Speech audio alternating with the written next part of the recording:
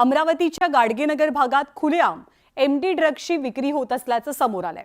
धक्कादायक बाब म्हणजे सफेद चावल या नावानं डिलिव्हरी बॉयकडनं ड्रग्सची विक्री केली जात होती। या प्रकरणी आता दोघांना अटक झाली आहे आणि पोलीस कोठडी सुनावली गेली आहे। सफेद चावल आया है, कितना भेजू, असा संवाद अमरावतीकरांना सार्वजनिक ठिकाणी ऐकायला मिळू लागला। सफेद चावल ऐकून तो एखादा तांदळाचा प्रकार असावा असं कोणालाही वाटेल, पण जरा थांबा।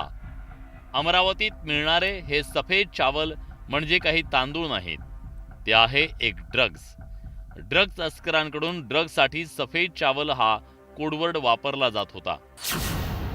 अमरावती शहरात एमडी ड्रग्जच्या विक्रीसाठी तस्करांनी सफेद चावल हा कोडवर्ड ठेवला। पेडलरच्या माध्यमातून शहरात या सफेद चावलची विक्री केली जात होती। विशेष म्हणजे डिलिव्हरी बॉयच्या माध्यमातून नशेबाजांपर्यंत हे ड्रग्ज पोहोचवलं जात होतं। मोबाईल फोनवरून हे पेडलर ग्राहकांशी संपर्क करून सार्वजनिक ठिकाणी ड्रग्जची डिलिव्हरी करायचे, त्यामुळे कोणालाही डिलिव्हरी बॉयवर संशय येत नव्हता। अत्यंत सफाईदारपणे एखादं पार्सल असावं अशा प्रकारे ड्रग्ज पुरवलं जात होतं। अमरावती गुन्हे शाखेला ही माहिती मिळताच सापळा रचून दोन्ही डिलिव्हरी बॉयला अटक करण्यात आली आहे।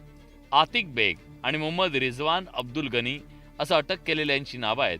त्यांच्याकडून 2,22,000 रुपये किमतीचं 31.5 ग्रॅम एमडी ड्रग्ज जप्त करण्यात आलं। नेहरू मैदानामध्ये युनिट 2च्या अधिकाऱ्यांनी रेड केली, संदीप चव्हाण आणि त्यांच्या टीमनी। त्याच्यामध्ये त्यांना 110 ग्रॅम एमडी मिळून आलेला आहे।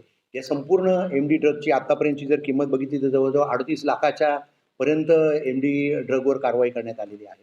आणि यामध्ये कोडवर्ड वापरून त्या ड्रगची विक्री केली जाते आणि तरुणांमध्ये याचा गैरवापर होतो, नशेसाठी वापर होतो। गेल्या काही वर्षांमध्ये एमडी ड्रगच्या तस्करीचं प्रमाण प्रचंड वाढलंय।